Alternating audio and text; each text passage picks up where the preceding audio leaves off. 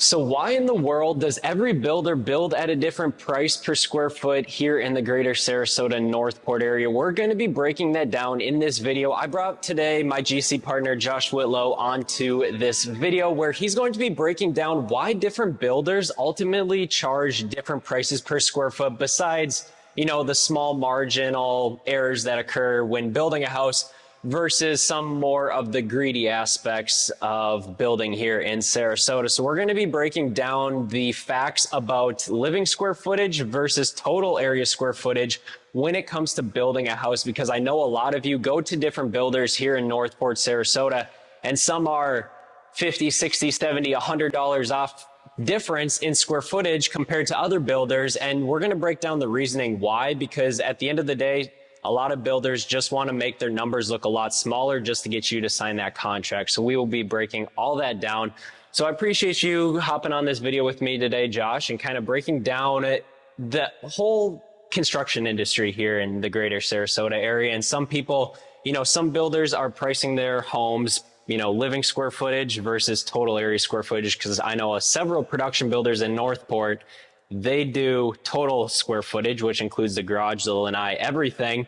And it makes their numbers look a lot better compared to a person that says, or another builder that says their build is $70 more a square foot, but they're talking about the actual living square footage. Correct. And that all has an aspect to play. It's a numbers game. Right. So the right way to do it is your total living square footage, your total AC'd area. Right. That gives you a true and honest number. Everything under roof, such as the house we're in now, has a lanai, a garage. That's non-air conditioned space. Right. Now, it does cost money to build under those, but it doesn't cost any more money than your actual living space because it's all under one roof. Right. So when you do the total square footage all around with garage, lanais, everything, it makes the numbers look very appealing. But at the end of the day, they're not. Right. You know, the ones that are giving you the actual AC living space, it's an honest number. Now, there are times where the numbers can vary and change square foot price due to selections. You know, if you want to change the roof style, go from a metal roof to, you know, shingle or tile, there's obviously price differences. Right. So the square foot price can vary depending on what you pick. But if you're picking basic builder grade stuff, such as Northport, is what you said, they have set numbers, and they'll make those square foot numbers look very appealing to the buyer. Right. So that's kind of the breakdown with that makes it, you know, me personally, it's total living space. Right. 100%. Right. So let me just say, what is the main difference, or let me ask you, what is the main difference between living square footage versus total area square footage, if you just want to break that down? Well, when you go total, your numbers, again, are going to look so much better. Right.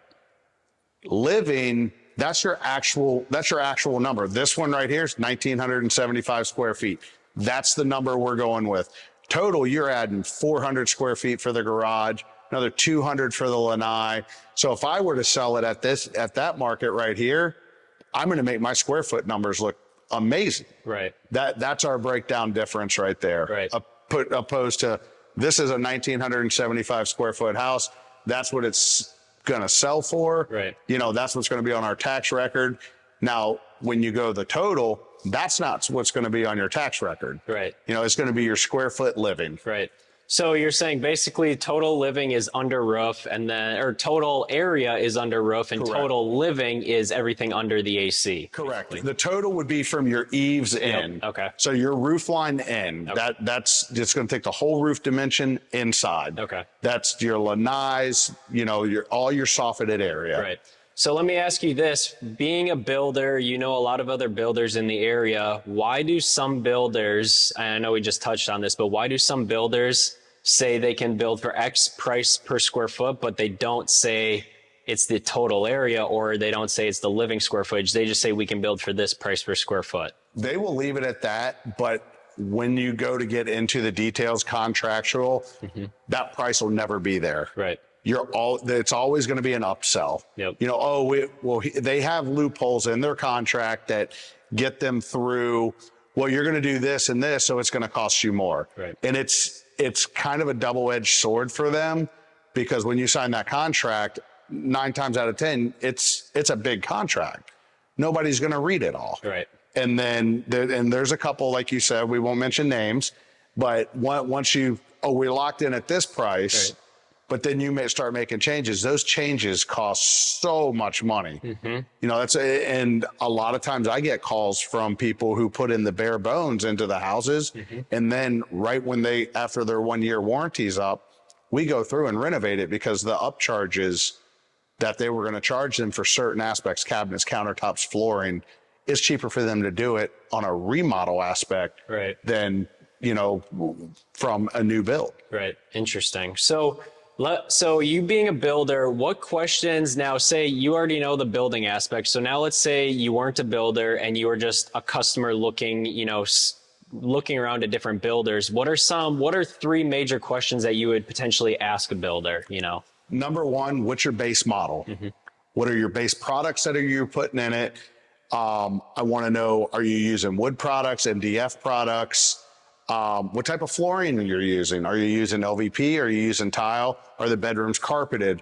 You know, those are a lot of the aspects I want to see.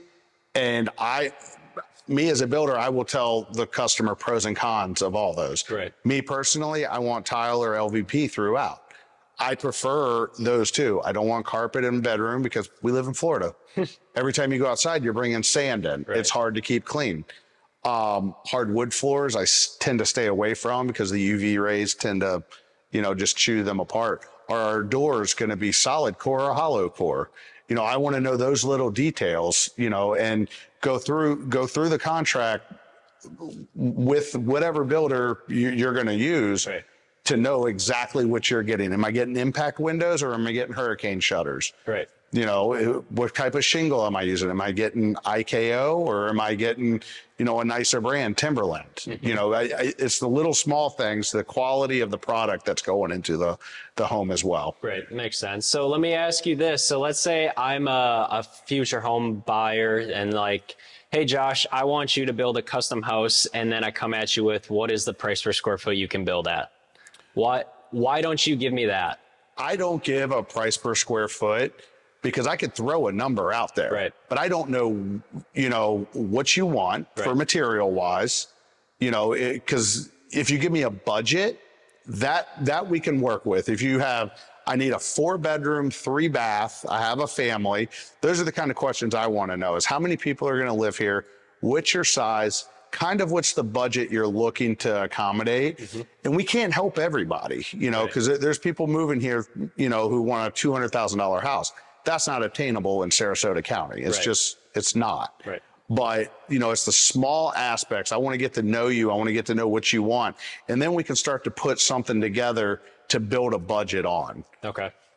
So what would you say the first step is when interviewing builders? Like how many builders should you go to? Like what's your thought process on that? Do your research. You know, it's easy now. You can get, you know, go online. You throw a stick, you're going to hit 100 builders. Right. You know, it's just look at which ones are reputable, you know, because there's a lot building a lot of homes, but a lot of the homes, they're cutting corners. Right. I want to know, what are they using for insulation? What are they using, you know, for their shower board? Because that's a big one because mold grows in Florida. You know, a lot of guys, they cut corners in the small areas. Right. And so just interview your builder, make sure, you know, they'll tell you things. And I'm very transparent. You know, if I think something's wrong, I'm going to tell them that. And I tell all my customers that even before I have the job, if we have a problem, you're going to be the first person to know. Right. I'd rather give somebody bad news than no news. Right. So, and I'm not saying I don't have problems, but if we do,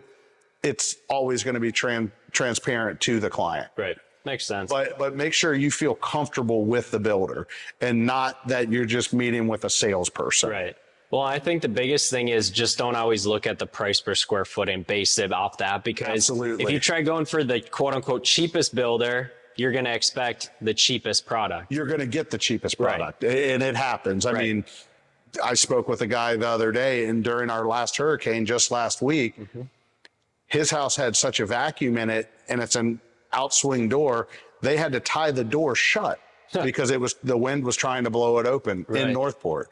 And we didn't even have crazy winds. Right. So it's just the vacuum seal that was coming through the soffits into the house was trying to wedge the door open. So, it's just, every builder does, there's no perfect builder. Everybody's going to have problems, right, but you want to weed out the ones that have the most problems. Of course, of course. Well, I think that's a good note to end on. I think that you left it with a very good point is not every builder is going to be the same. A lot of builders are going to say different price per square foot, but what it really comes down to is what are the building materials? Is it living square footage they're talking about, or is it total area square footage that they're talking about? And not just go with a builder that has the cheapest price, because at the end of the day, if you pay the cheapest price for a house, you're going to get the cheapest quality home. So keep that in mind when you are interviewing builders here in the greater Sarasota Northport area. And if you guys have questions about builders, or if you guys want more information on building a custom home, spec home, whatever that may be, you can reach out to us with our contact information down below as well. But once again, guys, I appreciate you guys checking out this video, and we will catch you guys all next week.